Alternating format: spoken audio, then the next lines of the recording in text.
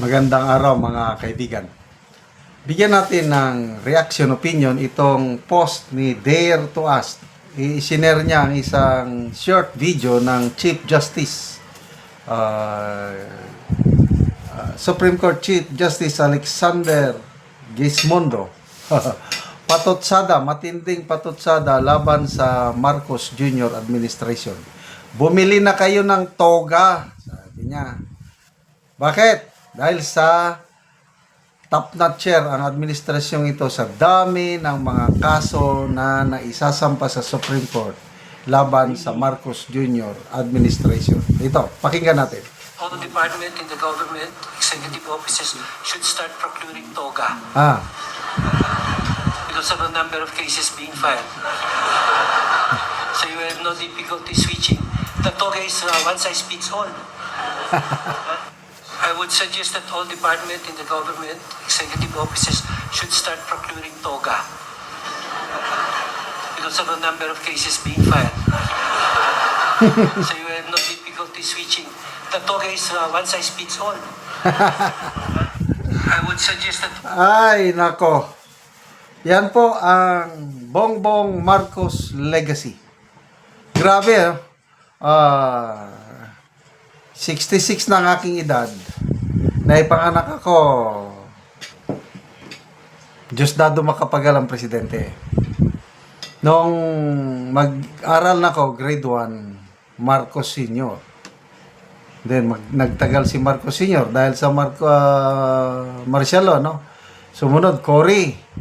And then, Fidel V. Ramos. Estrada. Gloria. Pinoy, Aquino, Duterte, pangsyam na presidente ko na ito. Yung unang 8 presidente, wala akong masyadong nababantayan na isasampang kaso. Kung meron man, mabibilang mo lang sa kamay. Ito ngayon, halos taon-taon, itong first 3 years niya, especially last year, ang daming naisampang kaso sa Korte Suprema. Hindi ko na mabilang eh. Basta, ang dami pang unresolved cases. Mabuti na lang, mabilis ang Korte Suprema at inuna yung PhilHealth at dineclare na unconstitutional. Grabe. Kaya, magtoga na lang kayo. Kasi kailangan nilang haharap sa oral arguments. Ganun ba yun? Pag ang mga cabinet secretaries o sino mang haharap sa Korte Suprema, magsuot ba sila ng toga? Hindi ko alam eh. Grabing patutsada. Ngayon, 2026. Kapapasok pa lang ang taon, may petisyon na sa Supreme Court. Yung isinampa ni na Congressman Eresi at Congresswoman De Lima, petition para i-declare na unconstitutional o ma-stop ang implementation ng 150 billion na unprogrammed allocation dahil nag-final decision na ang Korte Suprema na any form of unprogrammed funds is unconstitutional according to Congressman Erese and Congresswoman De Lima. So, ang dami pang mga nakabinbin yung 2025 GAA. Yung isinampa ni Atty. Vic Rodriguez at Congressman Onga last year hanggang ngayon, wala na tayong balita ano nang nangyari sa petition na yun. Isa pang nihintay natin yung PDIC, yung 107 billion na pondo ng PDIC katulad ng 60 billion na pondo ng PhilHealth na pinapasauli naon na isauli na. O kailan isauli ng Marcos Jr. administration yung 107 billion. Baka mamaya isasauli next year through budget ay tayo pa rin magbayad. Kaya nga sobrang kawawa ang taong bayan. itong administrasyon ng Marcos Jr. Magbasa lang ko ng mga comments ha. Ito. Joan B. Toga as in you were in graduation as pinaresign lahat. Daryl Regalado, graduation time. The term is about to end. Taray, sabi ni Ishi. I pray, sabi ni Diyos ko po, I pray na matalo Marcos admin sa Supreme Court. Sa laking ninakaw nila lahat ng kanilang abogado na mag-represent, So, ano ang kinabukasan natin ngayong 2026? Ayokong maging negative. Kailang ang senyales is madilim ang ating kinabukasan. Yung peso patuloy na bumubulusok. Nung last year, December, pinakamababa, 59.22.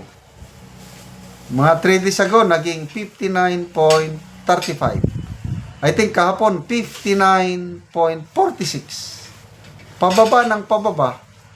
Baka, wag naman sana yung darating ang araw na maging 60 pesos na ang $1. Okay. And then, inflation. Ang hirap, kaming mag-asawa, supposed to be, okay lang kami dahil sufficiente yung aking pension para sa aming dalawa. Kailang nararamdaman namin yung yung masyado ng maliit ang mabili. Yung 1,000 pesos noon, panahon ni Duterte, ang dami na naming mabili pag magpunta sa market. Ngayon, kakaunti ang mabili ng 1,000. So kung kami nga may pension, ako na may pension, nararamdaman ko yung hirap. How much more sa mga ordinaryo nating mamamayan na minimum wage earner? Magkano isang araw lang nila? 400 plus. Ang dami pang mabawas. Electricity, tubig, pasahe, at everything. Halos wala nang pangkain. So, kailan tayo makakabangon? Bayan, babangon muli. Yan ang pangako.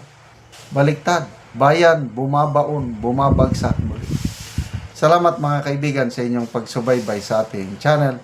Nakakatulong kayo ng malaki sa tribong Talandig ng Bukidnon dahil ang income natin sa channel na ito is pantulong sa tribo. Namimigay tayo ng libreng yero at pako para makapagpatayo sila ng mas magandang tirahan. Panoorin niyo ang video na ito. Huwag muna ni si Auntie ang matagaano gyero nga dako kayang pasalamat.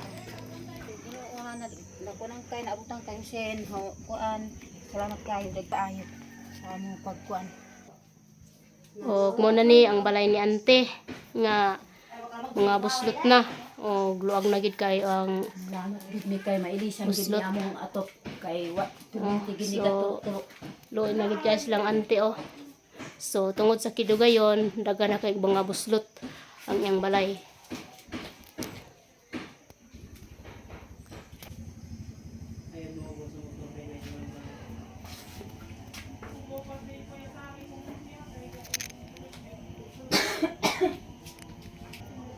So mo ni ang ilang kahimtang nga tuluan na gid kay sila kung muulan.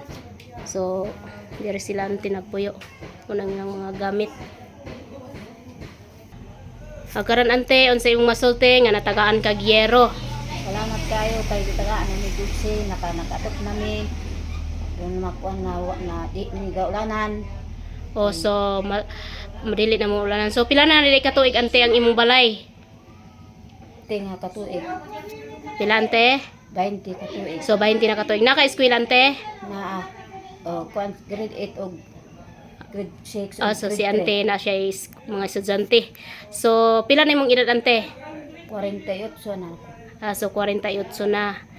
So nganong kuan man kanang ang inyong atop Auntie mga buslot naman kaayo. Tungod lang ni sa nadugay na mga sin. tungod ni sa among kalisod nga kuan So unsa gyud ay yung panganabuhian ante? maestra. So maisra so mag-uuma lang mo. Umaran. Oh, so si ante mag-uuma sila. So ang ilang kahimtang luin og lisod gyud kaayo kayo mga buslot na kayo ang ilang yero. So Daghan salamat sa Ginoo sa nagtabang. sige ante, salamat pod.